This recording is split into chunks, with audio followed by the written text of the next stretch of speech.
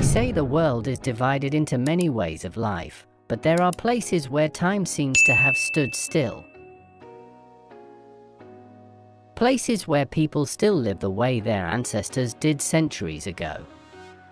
In the remote hills of Tanzania and the sweeping savannas that stretch into Kenya, two remarkable tribes persist, Hadzabe and Maasai. They live worlds apart in lifestyle, but united by the same fierce struggle to survive in a world that does not speak their language. The Hadzabe are among the last true hunter-gatherers on Earth. They do not build permanent homes. They do not farm. They do not herd. They move with the seasons, guided by the rhythms of sun and rain. Their entire survival depends on the forest. They hunt with bows and poisoned arrows, gather fruits and roots, and track animals with skill honed over generations. Women and children comb the wilderness for edible plants while the men roam silently in search of game. To the Hadzabe, the land is not something to own, but something to respect and survive with. The Maasai, on the other hand, are pastoralists, warriors and herders, whose lives revolve around cattle. A boy's worth is measured by how well he herds. A man's pride is in how many cows he owns. A woman's status is tied to her husband's herd. Milk, blood, and meat are their staples. Their cattle are sacred, believed to be gifts from God. In their culture, all cattle on Earth were meant to belong to the Maasai. This belief has led to inevitable conflict with neighboring tribes, especially farming communities, who see land as a resource to cultivate, not to graze. Though their ways differ, Hadzabe and Maasai share one fragile thing: the land. Yet the land is no longer just theirs. Modern nations have drawn borders, established wildlife parks, and launched development projects that ignore indigenous rhythms. Much of the Hadzabe's hunting grounds are now national parks. The Maasai's grazing lands are disappearing to make way for agriculture, roads, and foreign investments. What once belonged to no one now belongs to the highest bidder. Colonialism played its part. European powers carved up territories, created rules the tribes never asked for, and dismissed oral traditions as primitive. Maasai were displaced, sometimes forcefully. Their cattle were slaughtered by authorities, and their lifestyle demonized as backward.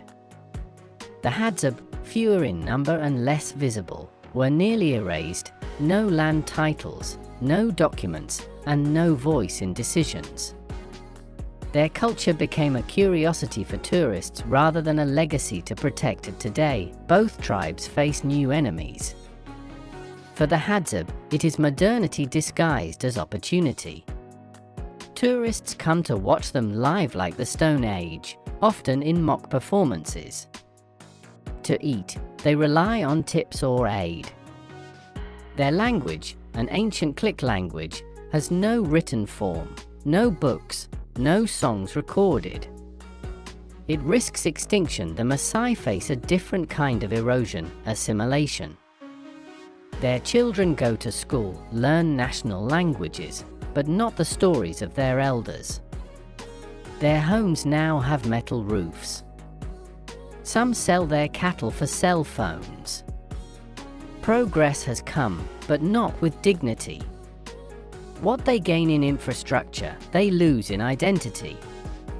And when a young Maasai man finishes school, he often finds himself a stranger in both worlds, not Maasai enough for home, not modern enough for the city. What connects both tribes is not just land, but time. Time is their greatest enemy. It strips culture slowly, then all at once. It replaces songs with silence, forest trails with roads, sacred cows with factory-farmed meat. Yet, time can also be an ally, if used wisely. Their knowledge of nature, healing, climate, and community holds value that modern society often overlooks. The Hadzabe can track an animal in the wind.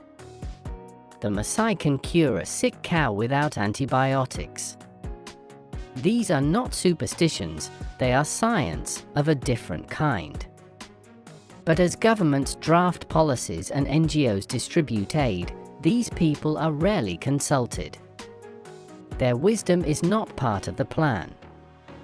They are seen as relics, not resources, and so the Hadzabe and the Maasai, though vastly different, stand on a similar cliff edge. One more lost forest, one more fenced pasture, and their way of life could vanish. But not without a lesson. They show us that survival isn't just about living, it's about living with meaning. They remind us that culture is not a costume to be displayed for tourists, but a foundation for dignity and resilience. If we listen, truly listen, we may learn something we've forgotten in our rush to develop, that there is no real progress unless everyone, even those who seem to walk behind, are allowed to walk at their own pace. The question that remains is not whether they can survive the modern world, but whether the modern world is ready to survive without them.